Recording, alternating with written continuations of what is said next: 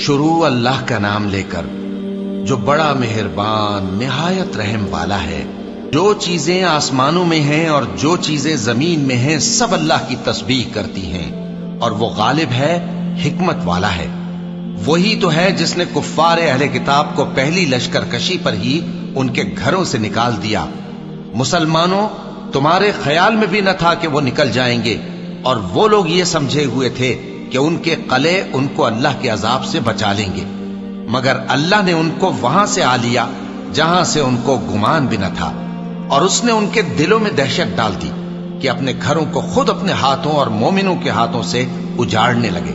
تو اے بصیرت کی آنکھیں رکھنے والو، عبرت حاصل کرو۔ اور اگر اللہ نے ان کے بارے میں جلا وطن کرنا نہ لکھ رکھا ہوتا تو ان کو دنیا میں بھی عذاب دے دیتا، اور آخرت میں تو ان کے لیے آگ کا عذاب تیار ہے ہی۔ یہ اس لیے کہ انہوں نے اللہ اور اس کے رسول صلی اللہ علیہ وآلہ وسلم کی مخالفت کی، اور جو شخص اللہ کی مخالفت کرے تو اللہ اسے سخت عذاب دینے والا ہے۔ مومنوں، کھجور کے جو درخت تم نے کاٹ ڈالے یا ان کو ان کی جڑوں پر کھڑا رہنے دیا، سو یہ اللہ کے حکم سے تھا، اور اس سے مقصود یہ تھا کہ وہ نافرمانوں کو رسوا کرے۔ اور اے مسلمانوں، جو مال اللہ نے اپنے پیغمبر کو ان لوگوں سے جنگ کے بغیر دلوایا ہے، اس میں تمہارا کچھ حق نہیں، کیونکہ اس کے لیے نہ تم نے گھوڑے دوڑائے نہ اونٹ، لیکن اللہ اپنے پیغمبروں کو جن پر چاہتا ہے غالب کر دیتا ہے، اور اللہ ہر چیز پر قادر ہے۔ جو مال اللہ نے اپنے پیغمبر صلی اللہ علیہ وآلہ وسلم کو بستیوں والوں سے دلوایا ہے، وہ اللہ کے اور پیغمبر کے قرابت والوں کے اور یتیموں کے اور حاجت مندوں کے اور مسافروں کے لیے ہے، تاکہ جو لوگ تم میں دولت مند ہیں انہی کے ہاتھوں میں نہ گردش کرتا رہے، اور جو چیز تم کو پیغمبر صلی اللہ علیہ وآلہ وسلم دیں وہ لے لو، اور جس سے منع کریں اس سے باز رہو، اور اللہ سے ڈرتے رہو، بے شک اللہ سخت عذاب دینے والا ہے۔ اور ان ضرورت مند مہاجروں کے لیے بھی جو اپنے گھروں اور مالوں سے خارج اور جدا کر دیے گئے ہیں، جو اللہ کے فضل اور اس کی خوشنودی کے طلبگار اور اللہ اور اس کے پیغمبر کے مددگار ہیں، یہی لوگ سچے ہیں۔ اور ان لوگوں کے لیے بھی جو مہاجرین سے پہلے اس گھر یعنی مدینے میں مقیم ہیں اور ایمان میں مضبوط ہیں، اور جو لوگ ہجرت کر کے ان کے پاس آتے ہیں وہ ان سے محبت کرتے ہیں، اور جو کچھ ان کو ملا اس سے اپنے دل میں کچھ خواہش اور خلش نہیں پاتے، اور ان کو اپنی جانوں پر مقدم رکھتے ہیں، خواہ وہ خود بھی فاقے سے ہوں۔ اور جو شخص خود غرضی سے بچا لیا گیا تو ایسے ہی لوگ بامراد ہیں۔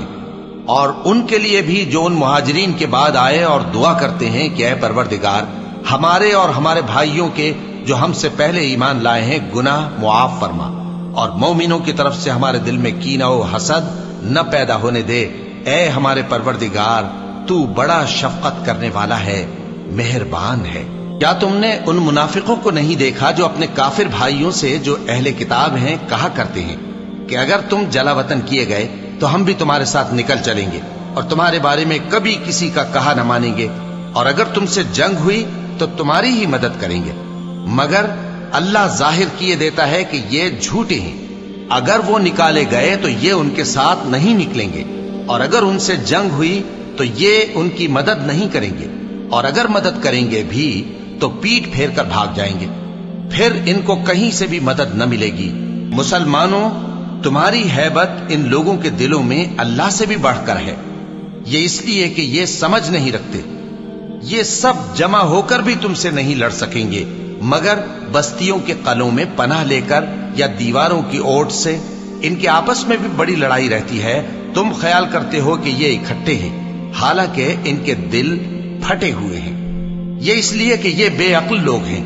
ان کا حال ان لوگوں کا سا ہے جو ان سے کچھ ہی پیشتر اپنے کرتوت کی سزا کا مزہ چکھ چکے ہیں، اور ان کے لیے دکھ دینے والا عذاب تیار ہے۔ منافقوں کی مثال شیطان کی سی ہے کہ انسان سے کہتا رہا کہ کافر ہو جا، پھر جب وہ کافر ہو گیا تو کہنے لگا کہ مجھے تجھ سے کچھ سروکار نہیں، مجھ کو تو اللہ رب العالمین سے ڈر لگتا ہے۔ تو دونوں کا انجام یہ ہوا کہ دونوں دوزخ میں جائیں گے، ہمیشہ اس میں رہیں گے، اور بے انصافوں کی یہی سزا ہے۔